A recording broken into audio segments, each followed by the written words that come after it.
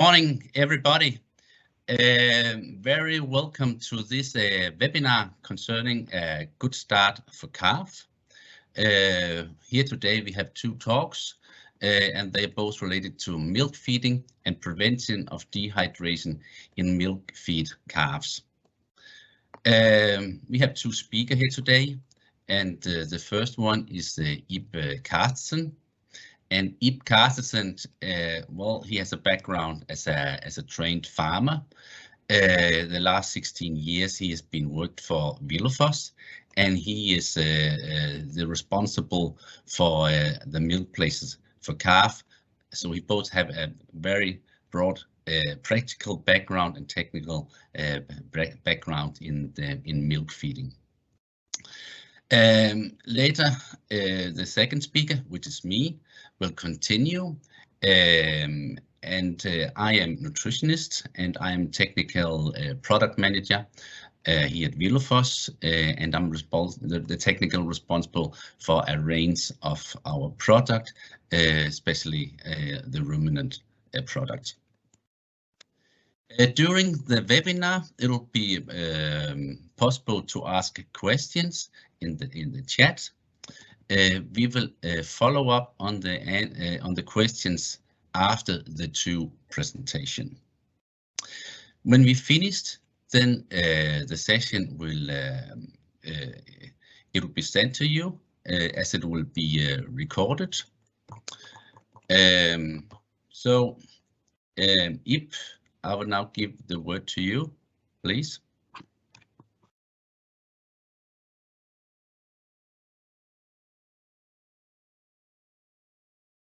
Thank you, Per. Yeah, as Per said, my name is Ib Carstensen. Why is this?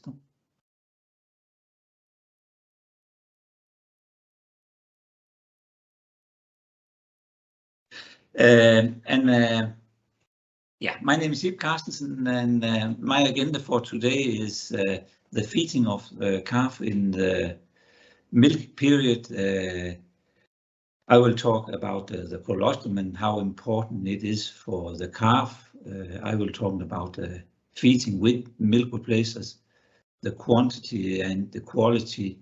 It will most be the quantity so we can have a higher growth, and also remember it is the same if you use cow milk for your calf, but I will speak most about the milk replacer. And also a recommended feeding schedule, what we recommend our customers, the farmers in Denmark, to do. And then I will also talk a little about how we do it at the customer visit, how we advise the customer when we are at visit at them. The first thing, you are as farmer, you are as employees that work with calf, I think you still have in your mind is what are you waiting of the calf of the heifers? What do you expect of them? If you will have a good cow, then you shall also have in your mind it is necessary to have a high growth in the first time of a calf's life. This here is the first 65 days of a calf's life, where you can see if it grows a half a kilo per day or if it grows over a kilo per day. And you have the blue line here where you can see what you can accept of milk of the cow. This here is the trial that's 10 years old, so we are a little higher now, but we can still see if you have about 500-600 grams of growing per day, or you go up to a kilo, then you can wait over to have over 500 kilo more milk in first lactation, and you have a lower growth. I also know this here is just not how much you feed with. It could also be a calf that has diarrhea or lung disease that they don't grow so much. So it is also important to take care of your calves so they don't have any disease that they grow. But have this in your mind, how important it is to have a high growth of your calf from birth to it is about two months old.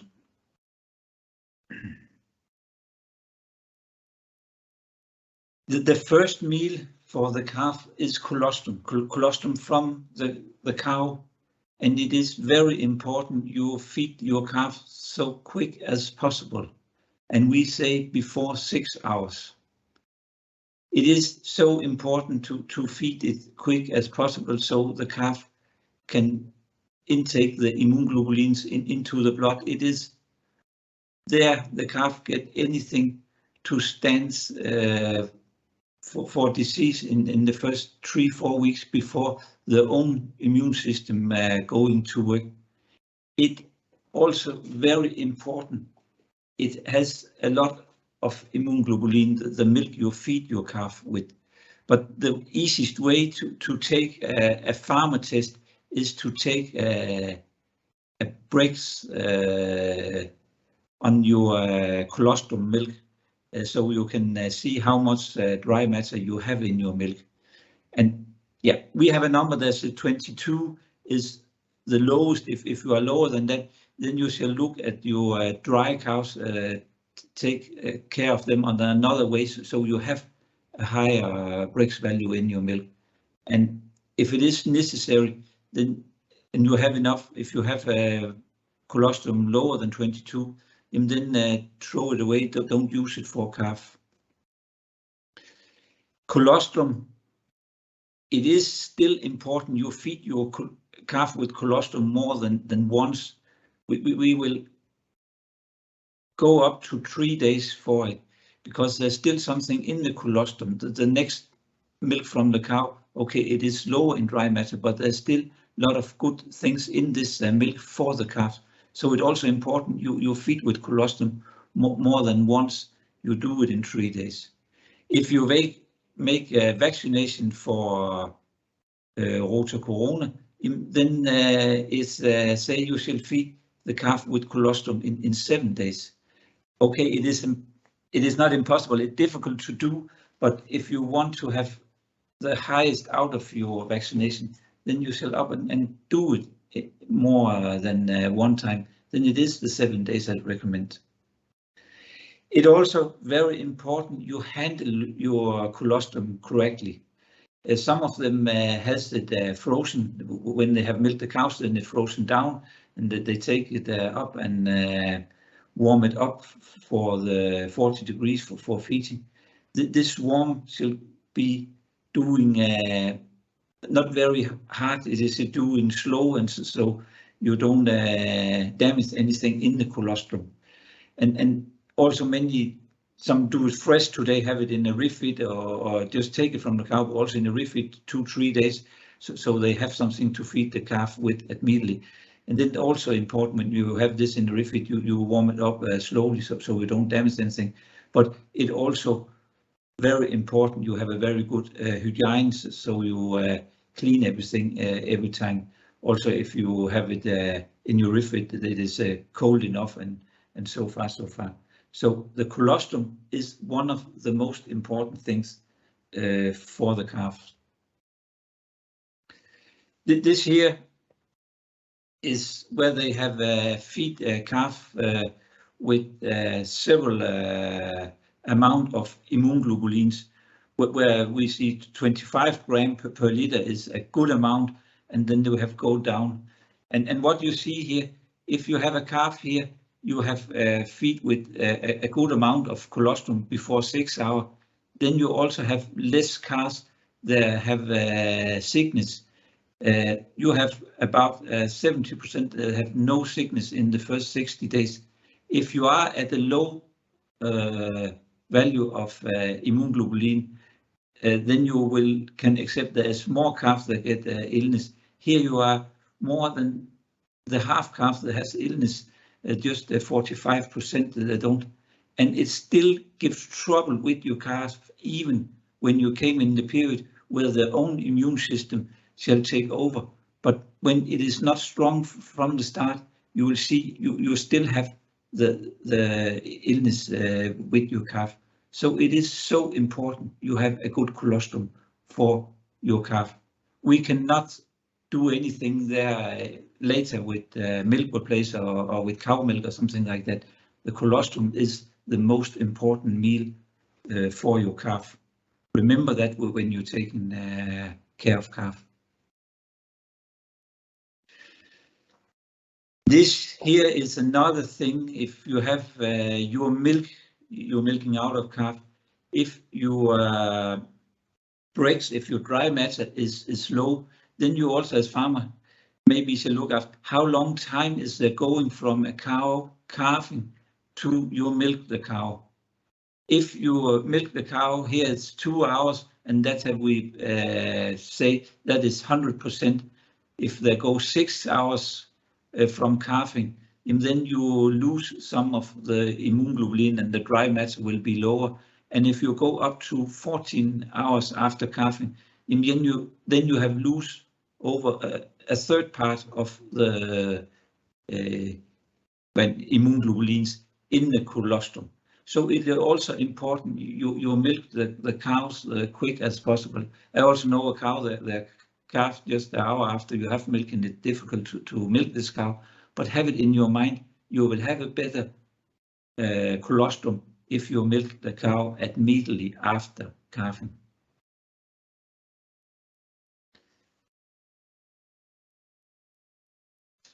That was what I say about colostrum now, and I go over to feeding with milk replacers. Farmers, we have choice to feed with milk replacers. We advise them to go over to a milk replacer immediately after colostrum. Let's say when you have feed colostrum with 3 days, and then go over to a milk replacer. But we also recommend farmers to use 60% of skim milk powder. I know Denmark is a little special country what that's going, but our sold on milk replacers is about 85 to 90% is 60% skim milk powder. So Denmark is what we call a skim country when we talk about milk powder. But we can also see that our calf, we do it that way. So we start our calf on skim milk powder if the farmer has choice to feed with milk replacer. Then we have some unsoluble milk. We don't want to throw it away. We also want to use that because that is money. But take the unsoluble milk plus some powder for the older calf. We have many farmers that do it when they have a calf 1 and 1 or 2 or 2. It's going to be more modern to also have them 2 and 2 when they start. When they are there, feed them with skim milk powder, milk replacer, and when you get them in a group when they are 3 to 4 weeks, then take the unsoluble milk and top up with milk powder for the calf that goes in a group. Then you have a good way to do it. You have a simple way, and the small calf, you give them the same meal every time with the same dry matter content. You don't have some bacteria from unsoluble milk and so far. So that is the way we recommend our customer to use it. We also do it in summertime. We say if it is the big race, then we say 130 gram, and in the winter period 150 gram. Jersey, we go a little higher because they have also high dry matter in the milk, so we go about 2-3%, 20 to 30 gram up as this. The reason we want to feed them with higher dry matter in the winter period is also have that in your mind. When you have 20 degrees or you have 5 degrees outside, with 5 degrees the calves they'll have 20% more dry matter to keep the warm. So it is important when it goes cold and wet outside to give your calf a high volume of dry matter, and that is easiest to do when you higher the dry matter percent in your milk. Feeding temperature always 40 degrees, so the calf don't use their own body temperature to warm the milk up. It is more expensive that the calf warm it up than you do it in your water heater. but it also have a better and quicker coagulation when it is warm. So very important to have it as a temperature that the calf has when you feed it. Yeah, temperature when you mix your milk, the powder we make today, where we have the fat dry into the powder, and then not more than 50 degrees when you mix it, because a higher temperature, you go to 60, you go to 70, you can destroy the protein. You can, if you go high 70, you also can make a caramelization of the lactose in the milk sugar, so you burn that. So that is important not to mix it with too high temperature. And then also make a good feed for the calf when they are a week old. The goal we go after is 1 kilo of growth in the first 12 weeks after birth. I know we can go higher if we want, but it also costs. So can we have 1 kilo, 1.2 kilo in the first 12 weeks? Then we have a good ground for a strong cow. If we shall have this, it is important we come up to 1 kilo of dry matter, 1 kilo milk replacer per day, fast as possible. When we have when it is milk replacer, it is important, and the protein is yeah, I will say about 25%, and in the first 4 weeks it is just dairy protein, not vegetables protein. The calf, in my opinion, shall be older before we start to use wheat or soy protein in our milk replacer. Also, a high quality quantity of fat in the calf milk replacer, and then we shall have a minimum 18%. And yes, solid feed of a high quality from week 1, and don't buy a good and solid feed for your calf. It is so small amount you can use there, so it is very important you use a good solid feed for your calf. This here is one the producer of milk replacers we're working together with have made a new trial where they have growth per day per calf with whey powder with 30% of skim and with 50% of skim. And the first in the top is a whey powder, the next is 30, and the next is 50% of skim. All the calf has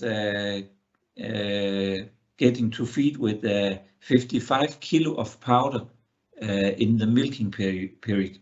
The protein is 22 and the fat was 18%. They were weaning about 10 weeks. And you can see here, the blue one is how much they grow in the milk period in 10 weeks. And you can see you go from about 1,000 gram per day up to nearly 1,100. Okay, so 36 gram between those two. But they also have seen a little about what happened the next 4 weeks. So we take 4 weeks after weaning and take the whole period, and you can still see your calf has growing more when you have started good up. Not so much more, but there's still a difference at the calf even 4 weeks after weaning. So it is important to choose a very good milk replacer if you want a high growing calf. Here's a feed curve on milk replacers where we, in the first days, we feed with colostrum, then we go over to milk replacer where we recommend start to 600-700 grams per day and go up so quick as possible. We see many farmers that will have a calf 3-4 weeks, then they can be on a level on 1 kilo, 1.2 kilo. But when the calf is 4-5 weeks old, then you already at that time can start to give it less milk replacer. So you also get it over to solid feed. And when the calf is 10 weeks old, then wean it. But on that time, you're also on a small amount of milk replacer. But in my opinion, it is too early to wean a calf on 7 weeks. We shall feed them with milk replacer little longer than the 7 weeks. But with small amount when the calf going to be 6, 7, 8 weeks old, so we also get it to eat some solid feed. Here I have put it in numbers so you can see the way we recommend. Here we have make a choice to say 140 grams. This is summer and winter, and the meals and how many liters per day and feeding per day. I know it could be difficult to feed with colostrum 4 times, but if you have the opportunity to that, your calf will do a better job if you can do that.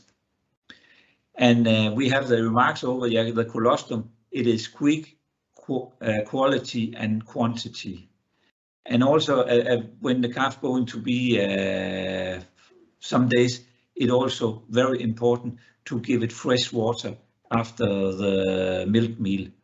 And I will also recommend you use some electrolyte in this water. Maybe not full amount as they recommend if it is for diarrhea, maybe half, but so you still have some taste in your water. Many of the electrolyte is with little dextrose, and you also have the electrolytes. So, but a half amount or something like that. So the water tastes good, and we also give the calf little electrolytes. And then the calf is 2 weeks old. Start with the concentrate with the solid feed, not a big amount, but so they can taste it. And when it goes a little older, hay, straw, something that's so they also can start to eat that. The solid feed, in the first weeks, it is not much the calves take. You cannot expect it to take more than 100, 150 grams per day. But when it's going to be 2, 4 weeks old, it's going to be more per day. And when it's going up to 8 weeks, you will on a higher amount if you give them less milk. In my opinion, we sell up to 2.5 to 3 kilos solid feed per day before weaning, so we don't make a gap, so we don't lose growing of the calf in the period where we wean it. If you have a big volume of milk and you don't have so much on solid feed, then you will have a week or 2 where your calf not grow, and that's not good in the weaning period. So it is important they take a good amount of solid feed before you wean your calf, so you still have the growth, you still have the feeding curve.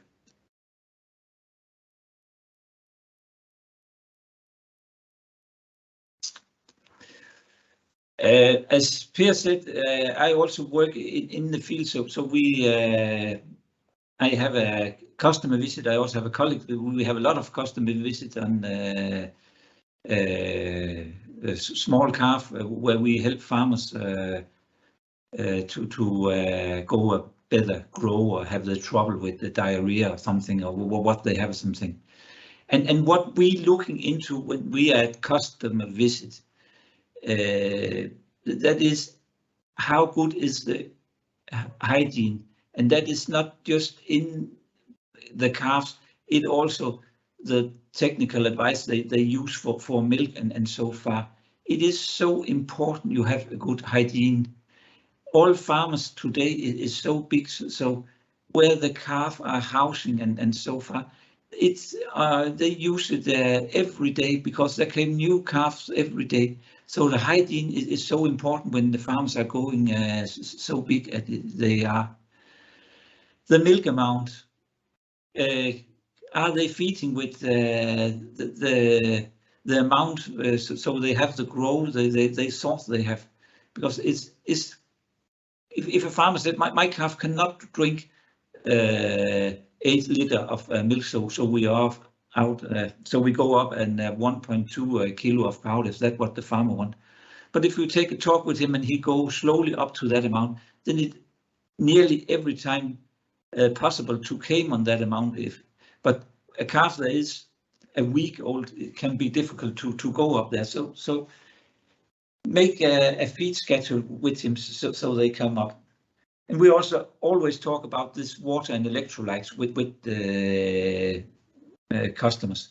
And yeah, if they have feed with the right temperature on the milk, then you can feed with water a quarter after. Okay, it could be good to do it later, but we should also have the work done. So you feed with the water and electrolyte. Yeah, well betting of the calf. And so far. Talk with the employees. They're taking care of the animals. It is easy for me to talk in phone with the farmer and say, are you doing this? Yes, I do it that way. I doing this? Yes, I do it that way. But when you came out and talk with the employees, then you will find out maybe they do it another way than the farmer say they do. And then also, yes, the calf section. Is it possible to feed the youngest calf first and go to the older one, so you don't spread disease from older calf to younger calves?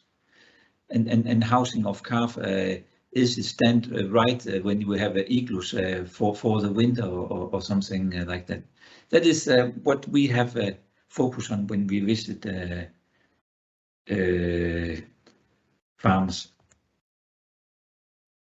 We also have focus on today, as I say before, we use our calf section the whole time at big the farmer is today, that the calf box igloos or what you use for calf is washing and disinfecting between every calf. So we have clean houses for the calf every time. And when you use disinfection, it must be one that can control the parasites. It's the parasites, we have them in all calf houses today where we have calf on all time. So it is important to lower, if you can, so use a disinfection that can controlling the parasites. If you can wash your housing, then you maybe can move it out as you do here and wash it, and then the floor, if you have this igloo stand inside and you cannot wash there, then you can burn them, so you can control your parasites on that way. And also in the bedding for calf, use a dry disinfection 1-2 a week. That will also lower the bacteria and the parasites, so you have a stronger calf. That is also things we always talk with our farmers with. Now also say before we want to talk with the employees, and that also the reason when we have customer visit, we visit the customer when they feeding the calves. Okay, it can be as a farmer as 5 or 6 o'clock in the morning, but no trouble with that. And we do that because you can see so much and you can help the farmer so much if you are there when they're feeding the calves. And then we observe what they're doing. And yeah, here I have samples for 3 customers that they have called and say we have trouble with the calves. The first one, if we don't have been on a visit there, we never have find out what is wrong, but it looks good, everything was good. But when the girl that take care of the calves, she was very good to take care of the calf, everything looks good, but she take 80 degrees warm water to mix the powder and then cold water after, and then you have damaged your milk replacer. You will also do it if it was cow milk you warm so hot up, but we have never find out what was wrong. But when we recommend what she should do, go down to the 50 degrees, then the calf was well at a week that she don't saw any diarrhea, and the diarrhea she saw, that is because she burned the sugar. And also a farmer, we came out and said that your milk replacer don't taste, my calf will not drink anymore. And then we find out he use extra fat another company has sold him. And when you see on this product, even there also stand it don't taste so good, so you shall take longer time to learn your calf to drink. But there also we talk with the farmers, if you want to give your calf little more, then take another milk replacer with a higher fat in, and then we also make a calculation. It also cheaper than buy the extra fat, and chose another milk replacer because he thought it was good to give the calf more fat. But we also have a solution that. And the last one here also what we're talking about in the first time, he feeding the calf all with insoluble milk, and yeah, not in a special random order. So we also advise him to go and see the youngest calf that go one-on-one, feed them with the milk replacer and take the insoluble milk and feed them with insoluble milk and milk replacer on top. And when he do that, and we take the employees to help them to get that, then it also goes there. That was what I have to tell you at the first time, and yeah, after Per has his presentation, we can take if there are any questions in the chat. So I would say at now, thank you for your attention.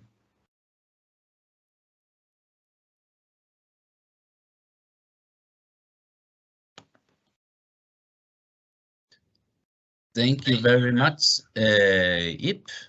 I am just changing the screens, and I hope that you now are able to see my presentation here.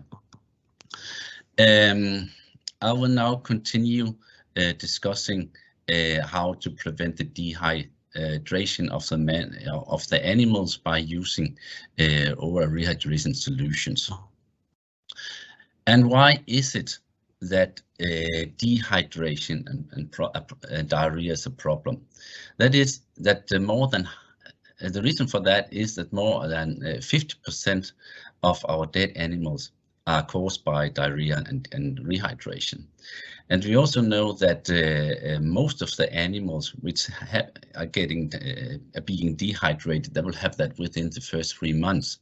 So that is the most sensible time period of the calf's life. So one solution is to give these oral rehydration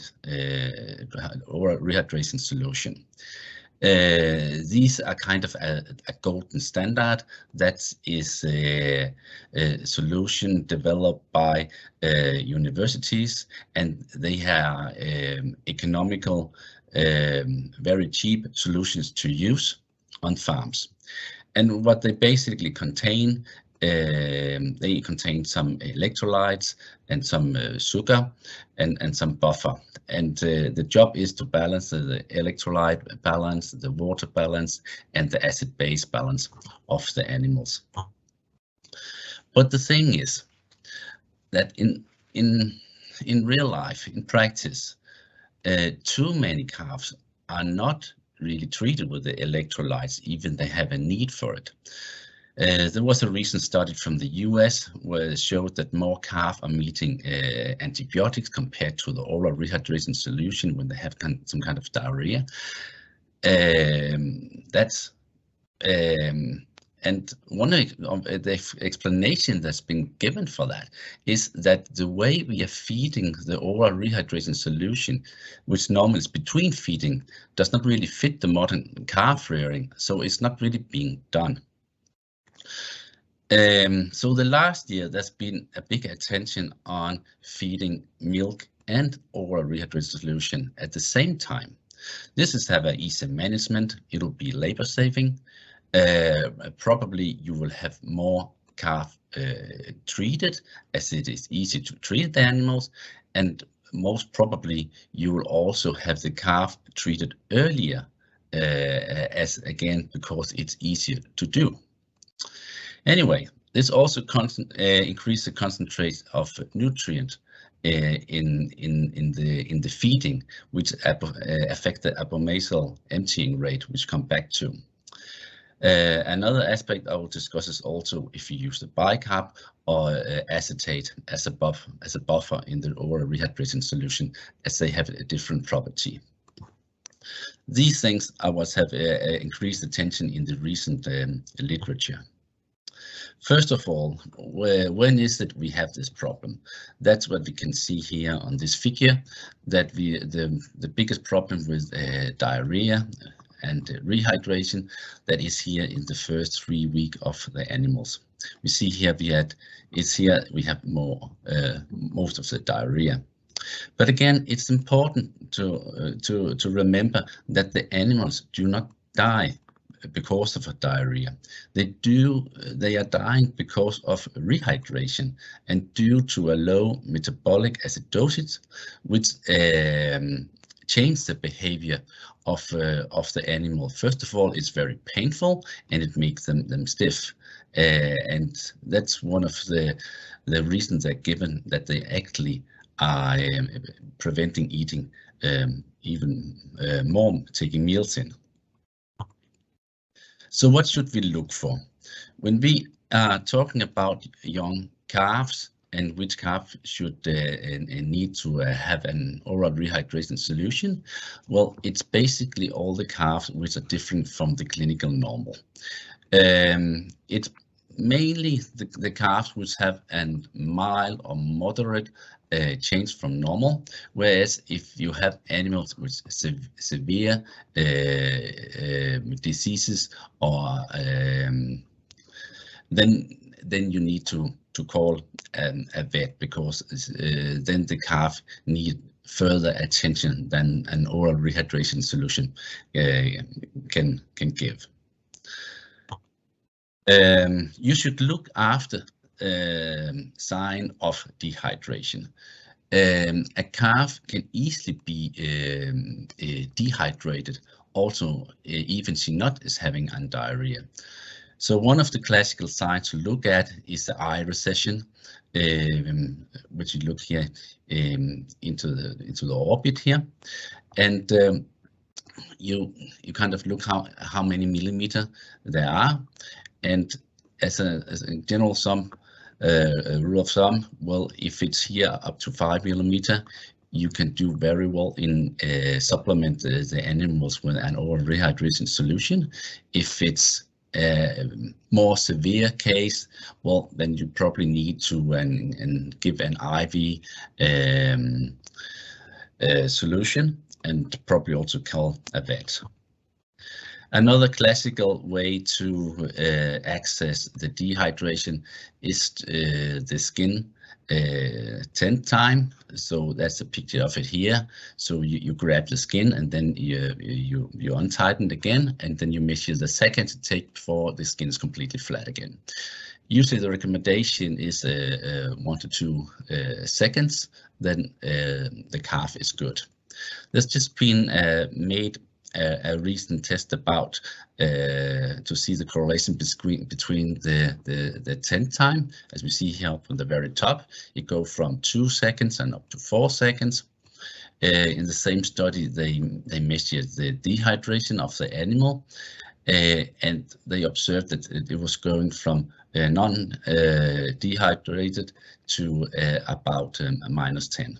And the interesting thing here is that it's going very, very fast, that the calf is dehydrated.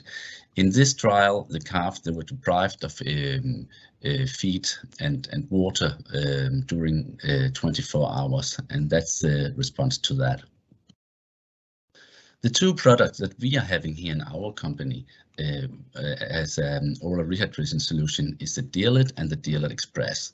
So we have this powder version, which come in 15 bags or 8 kilogram buckets, and then we have this liquid product which come in 5, 15 or 200 kilogram, which are a ready-to-use solution and can be added directly into the milk.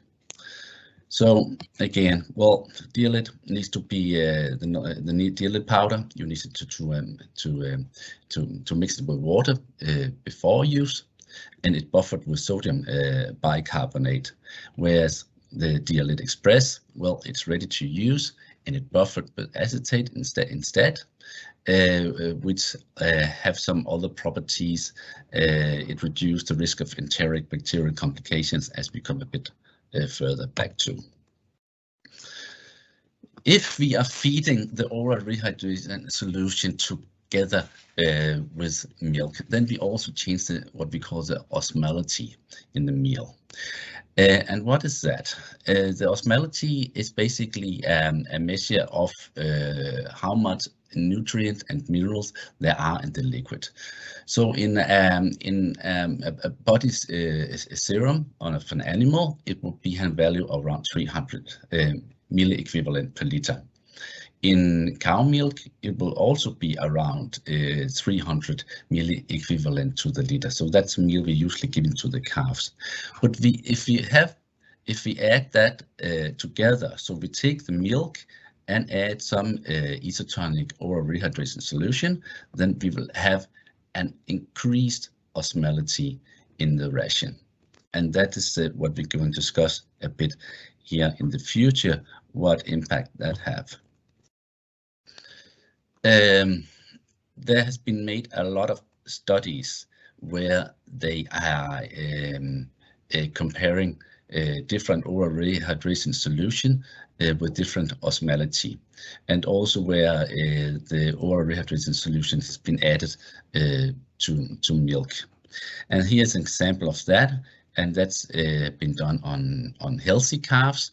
And what we see is that if you add the milk replacer together with the electrolyte, you actually have a faster and more pronounced change in the plasma volume compared if you only fed a milk replacer, or if you fed a water oral rehydration solution mixture. And increased change in plasma volume is indeed positive for the animal. In another study here, it was made on diuretic calf. Here we can also see how the different solution it interfere with the change in the plasma volume. We can see here that with the yellow color that if you did not do any treatment, there was no change in the plasma volume. Then the orange color here show if the effect of feeding a milk replacer. The green color is the effect of feeding and milk together with an oral rehydration solution, and then the top one, the light blue, is if you no, that's the water-based oral rehydration solution, and the green one is the milk-based oral rehydration solution. Here we can see for the diuretic calf, well, it seems like the mix of milk and oral rehydration solution is really working well, and we having increased the plasma volume up to about this 6%. But it seems like that the water solution have an even a sharper effect here. But the thing is then, if we are here, we're just looking into the plasma volume. The thing is that if we are not giving energy, then it's also a problem. And that's what kind of we see here. Here we can we have compare an isotonic and hypertonic oral rehydration solution, and we can see here with the triangles the amount of glucose that we get into to the animal is lower for an isotonic compared with an hypertonic. So so to have the things together, both have energy and both to have the oral rehydration solution, that's kind of a compromise of both adding energy and at the same time you adjust the water balance for the animal and the pH balance.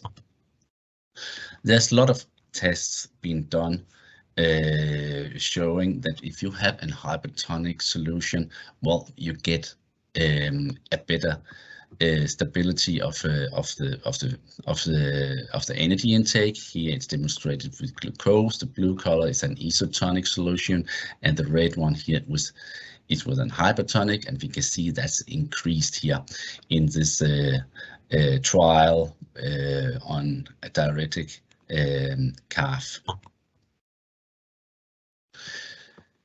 The buffer used in the oral rehydration solution also have a different impact on the animal. Here it's we see here the abomasal luminal pH after you're using acetate or bicarb. And what we see is if you're using a bicarb solution, well, then you will have a very high increase in the pH, in the luminal pH. And further, you will see that this increased pH is actually going on for a very long time before it's going back to normal again. Whereas if you have an acetate-based oral rehydration solution, you see that the increase in abomasal luminal pH is not that pronounced, and further that it does not take long time before the pH is going down again.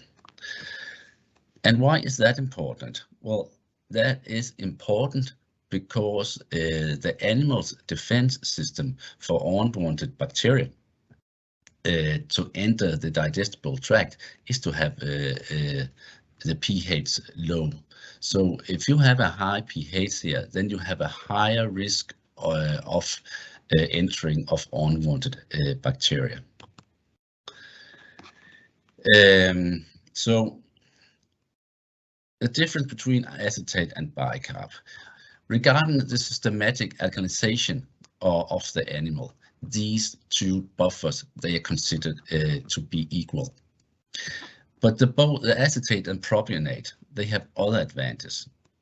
They do not interfere with milk digestion. I just put some remarks, question remarks up here because some recent literature, they are not that concerned about that question anymore. So they basically saying that even you are using sodium bicarbonate, well, it does not really interfere that much with milk digestion. But acetate propionate, they also contain energy, and they facilitate sodium and water absorption more than the bicarb does. And here it comes to the interesting points also. It can reduce the growth of Salmonella, it can reduce the growth of E. coli. And there's also some authors saying, well, they have a faster return to normal fecal score, and you have fewer refusal of milk replacement when you're using the bicarb, the acetate compared to the bicarb. So there are several indicators offer some advantage when acetate is used. I'll just here present some very recent comparison between acetate and bicarb. It was just released this month, and here they wanted to look into if there was difference in the acetate and bicarb in the condition for the E. coli. So what we see here we have the abomasal pH, and the dotted lines is when they have used an oral rehydration solution in water. And we see that the pH for the acetate based is only increasing slightly, and very fast it's back again to normal. Whereas for the bicarb, well, it does have a faster and more pronounced effect on the pH in the abomasum, but still it's going down again very fast. But anyway, how does that affect the E. coli? Here we can see, here we have a figure showing the count of E. coli. The animals that were inoculated a small dose of the E. coli taken in a sample of the abomasum. And what we see here, that when using the acetate, well, it was only very few numbers of coli that was able to live under this condition. On the bicarb version, well, you could see that they came as long as the pH was high. Well, there was a very good living condition for the coli, but also again very fast it came down again. The full lines is when milk replacers were fed just half an hour before the oral rehydration solution. First of all, you can see, well, as soon as we have a milk feeding, well, then we have a higher abomasal pH compared to the water solutions. And we can also see that there's not really that big difference in the pH between the acetate based, which is this one, the square, compared to the bicarb. But anyway, even though only was a small difference, there was a difference when we look at the figure on the E. coli. We can see on both the milk replacer feedings, we went up to a high number of count of the E. coli, and we can see that the acetate based solution were able to take it down faster compared to the bicarb, where the E. coli had better living conditions, and there was a higher level of E. coli count for a longer period. So the author concluded that the acetate based oral rehydration solution might be a good opportunity for decrease the condition of the E. coli. But should we then feed all the animals with these hypertonic solutions? Not necessary, as we know that severe dehydrated calf, they already have a lower abomasal emptying rate. And the problem about that is that if you have a lower emptying rate, then you have there some condition where unwanted bacteria, they can live, and in the end you can risk some abomasal bloat. Also, oral rehydration solution on its own decrease the emptying rate even further. So if you have some animals which already have problem with emptying rate, and then it decreases even further, it might be a problem for the calves. And second, it does also, if you add oral rehydration solution together with milk, you might end up having a high level of sodium, which in the end can increase the water content in the manure, and that way kind of make it an dehydration of the animals. So I think if you have severe dehydrated calves, it's probably better to use the oral rehydration solutions in the water compared to the milk. And you also need to be aware that you're not having too low quality of the milk replacer, because then the osmolarity might already be high in the milk replacer, and then it can be a problem. And a very important aspect is that the calf should always have access to water, and especially when you're using hypertonic solution, that is very, very important. So if you have some severe diarrhea, the oral rehydration solution between milk feeding is probably the most safe solution. But again, then we are back to this question raised in the start. Does this strategy prevent or reduce the number of animals treated, as it does not really fit the normal, the modern systems? And what is, in that case, do we then delay the treatment of the calves? And probably if you use it directly in milk, we have much faster intervention, and that is indeed positive for the animal. Our practical experience in this question is that here, after this product have been on the market for a lot of years, well, we have not really had any feedback that it should be a problem even for diuretic calves. But it's a very interesting question, which probably there will be more research on in the future, whether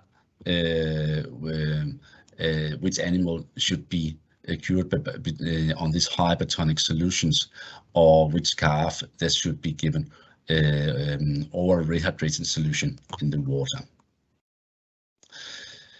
Come a bit back to why it saved time. If you are using a powder version, first of all, this powder is not placed where the calves is. Usually that's placed in the calf kitchen. So you need to go there and mix it up with some water, with warm water, and you need to return to the calves.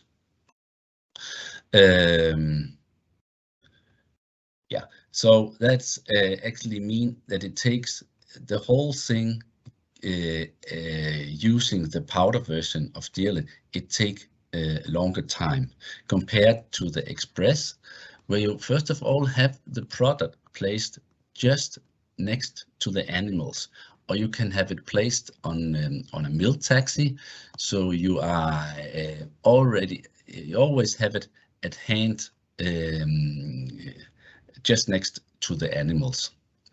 So the only thing you actually need after doing this solution is that you need to add to supplement the animals some clean water afterward.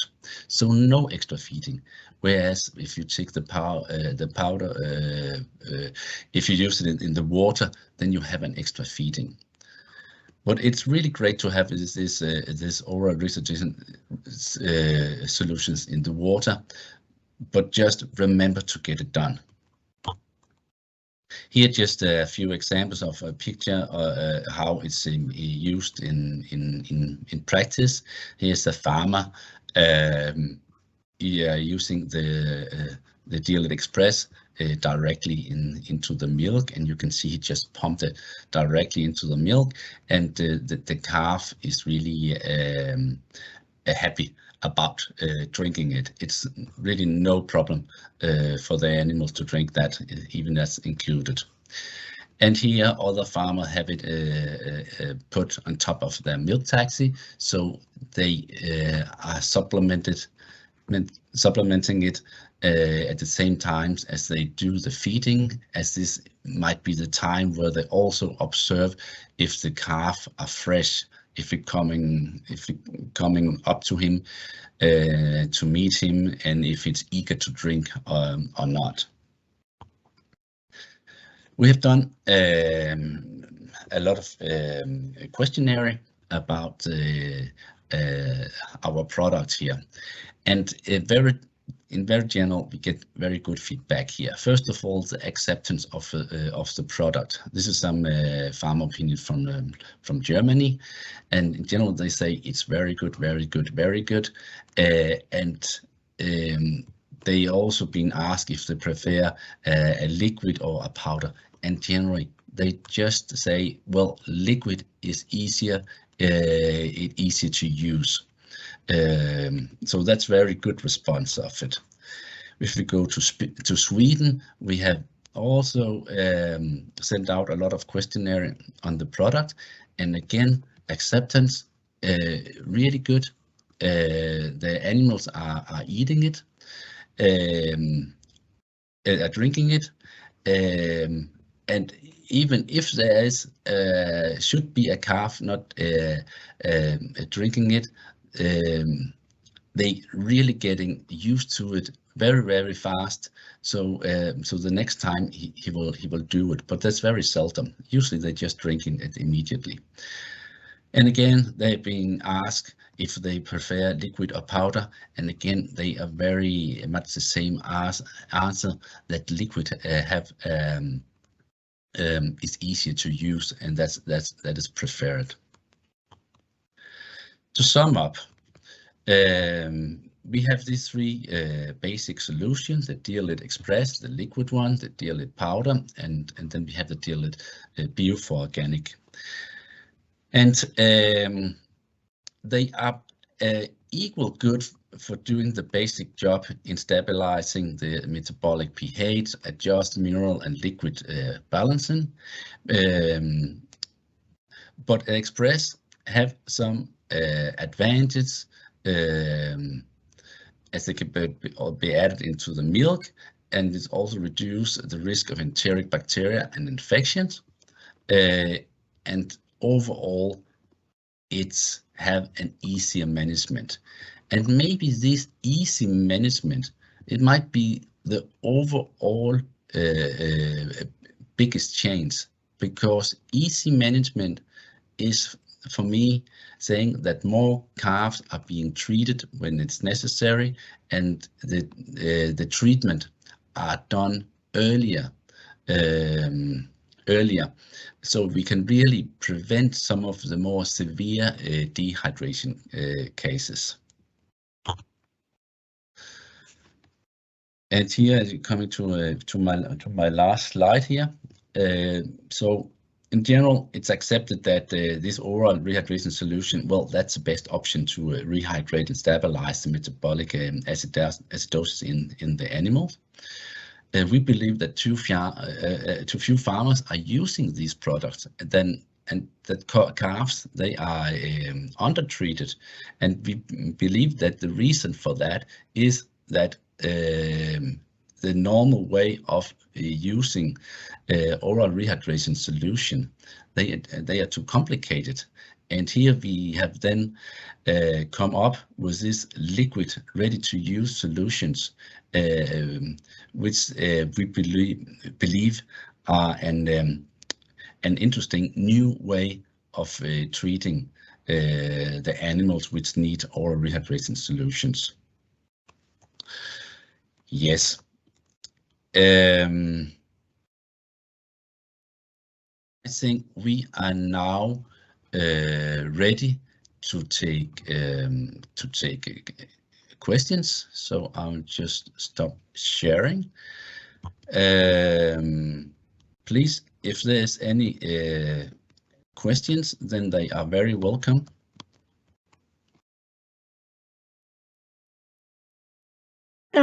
Yes, there are 9 questions.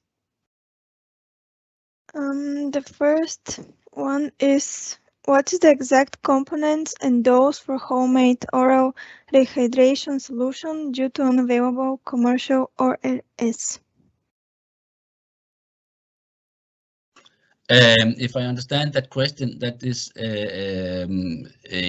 if the oral rehydration could be made homemade and used. I do not have the specific formulation here right now, but there exist different suggestions for homemade oral rehydration solution. I think that can easily be found on the net. Next question. Why do you use bicarbonate in Dehydrate if acetate has more advantages than bicarbonate? Yeah, that's a good question. In our Dehydrate powder, that's a cheaper product compared to the Dehydrate Express, and sodium bicarbonate is much cheaper to buy if as a raw component compared to acetate. So the idea is that the Dehydration powder, that's probably mainly used in water, and so it's not that it's less important if it's buffered with sodium bicarbonate or sodium acetate. But at any time, it is better to have to use acetate compared to bicarbonate. Thank you. Next question. Do you have any information of osmolarity in milk replacers? Often it is very difficult to find this information. Yeah, that's also a very good question raised there, because there's no doubt that the osmolarity of milk replacer differ very, very much. And I would also believe that especially cheaper milk replacer might often have a higher osmolarity compared to better qualities. I think the only way that you can get the specific osmolarity on the milk replacer is to ask your supplier, because it's not usually added on the product, the osmolarity of the milk replacer. So I think that's the only way you really can learn about the osmolarity in your product.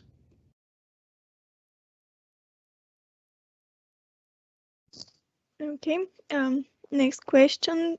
Just a comment. If it's low in bricks, can you use the next feeding for the calf and not waste it? Of course, the first feed with colostrum must be high quality. Do you agree with this?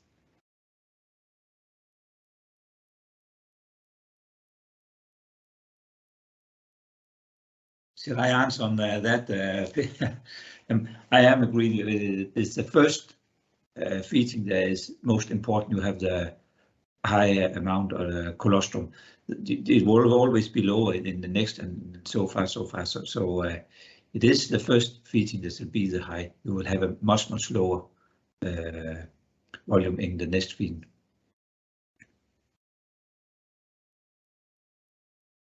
Next question. What do you classify as unsellable milk?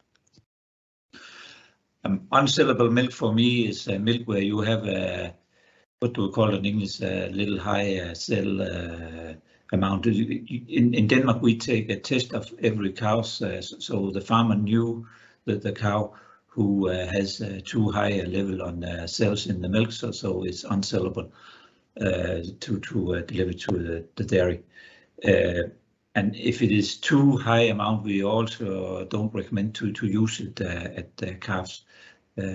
But the sales for the dairy is very low in Denmark, so many farmers have some cows. They always in a period that they cannot sell the milk from to the dairy. So that's for me unsellable milk. Okay.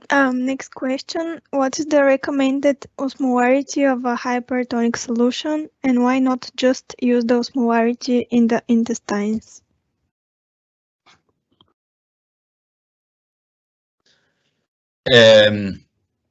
Well, in our products I presented here in the Dehydration and the Dehydration Express, both have an osmolarity around the 300. They are on its own iso, have molarity or isotonic. The hypertonic solution, that is when you are adding the oral rehydration solution together with the milk, then it will be hypertonic.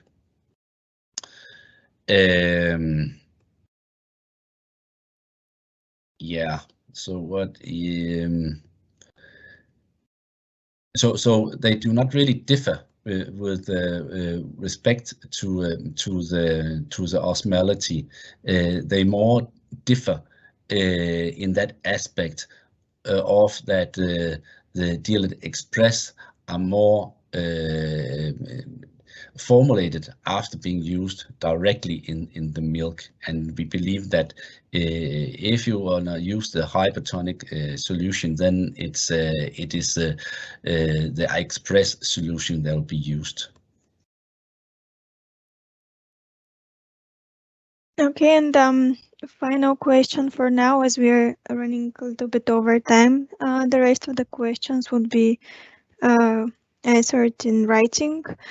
Is the Osmolarity mentioned on the RSB labels? As I remember, it is not mentioned on the label in the bags, but as I remember, it's mentioned in the marketing material we have on the product.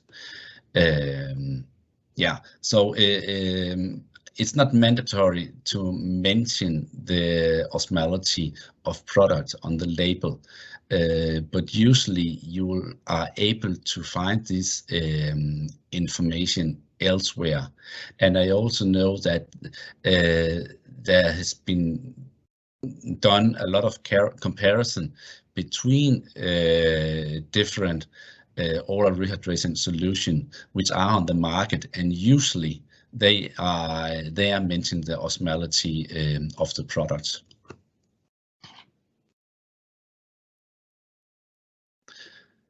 And well, as Marina say, it was the last question, and I will say thank you very much for your attention, and thank you very much for taking your time for this webinar. And we have a new webinar here in 2 weeks. It's for the pigs with the topic of nutrition basic protein in pig feed. So that is in 2 weeks, and we hope to see you there again. And then I'll just say thank you very much for your participation.